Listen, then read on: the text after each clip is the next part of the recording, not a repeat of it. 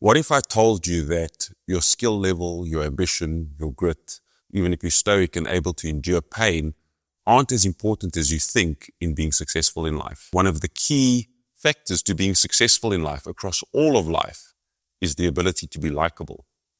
Can you imagine that you've applied for a job, wanted to go into business or do something, and somebody else got the opportunity? And you walked home and thought they were less qualified, less able, didn't work as hard. One of the main reasons these happen in life is that that person is actually just more likable. And likable plays a massive, massive, massive role. I want you to think as you sit behind and watch this, if there is somebody you don't like, you don't want to engage with them, you don't want to deal with them, no matter how good, competent they are. Sometimes you deem it as arrogant, ego, incompetent, but whatever you deem it as, that person you actually just don't like. And the chance of succeeding in life is your ability to be likable. There's many ways to be likable, but still staying core and true to who you are. Likable doesn't mean you like this comedian that jumps in between. Likable means that you are able to approach people without offending them, understanding them, who they are. Because when you think back, quite often, we don't remember what people said or what they even done. We remember how they make us feel. So the way you make somebody feel, do they feel important? Do they feel valued? Do they feel heard? Those are the things that make you a likable person. In the Meta You course, there are many ways that you can message who you are and listen and be interested in the next person. We break it down in the course in some brain profiles. Some people are process orientated, some people are emotional orientated, some people are creative, and some people are logical analytical.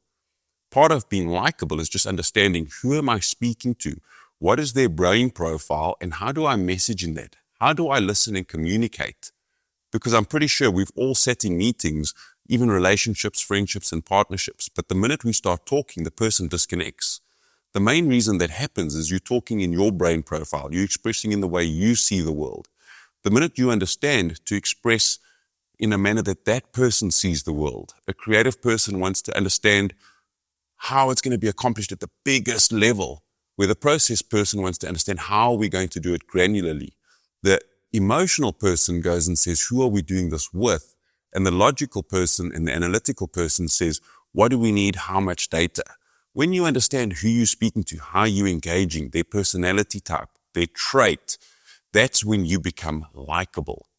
It's not some big secret, but again, I want you to reflect on a person that you did not like, that you wanted to engage with them. So whether you wanted a friendship, a relationship, a partnership, a sale, a business, a long-term contract, you would not engage with them if they're not a likable person. And I've seen it happen time and time again. Some business people come to me, some relationship people even come to me that I coach, some super wealthy individuals. And I'm saying, but you're just not a likable person. I understand you have these core values. I understand you have these attitudes. But if nobody likes you, nobody wants to spend time with you, you need to realize it's not up to them to like you. It's up to yourself to make yourself likable. And that's not by changing your core values. It's just understanding how the other people are built. How do they feel valued? And then you message yourself in the way in which they would understand and interpret. And likability is more than just being nice. Humans deal with people they feel safe with, trusted with. If you don't feel safe and trust somebody, it's very rare that you will deal with them, that you'll engage with them. Because the first human emotion is to back off and be protective of. So if you're trying to go somewhere and be something in life and drive towards a goal, passion, purpose that you may have, being likable is absolutely key. And the second part is remembering that people will always look for what is in it for me. Even if it's just feeling better, monetary, friendship, emotional. That's the first instinct most people actually get in almost any engagement. And as you're watching this, it's similar for yourself. So don't deem it as a negative.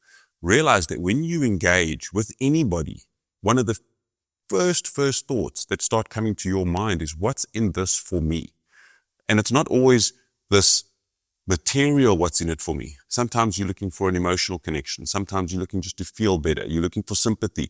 Humans are looking for what's in it for them. And when you understand people that are engaging with you, what is in it for them? If it's in business, can you help meet the person's KPIs? Can you help make their bonus?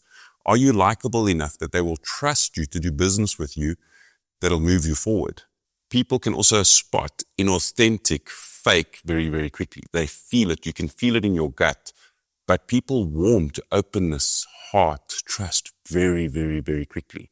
So as quickly as people withdraw because it's inauthentic, fake, not real, they are equally as drawn to somebody that is warm, honest, and trustworthy. And that's part of being likable. And if you're struggling a little to be likable, sometimes it's just because you're missing passion, and that's okay.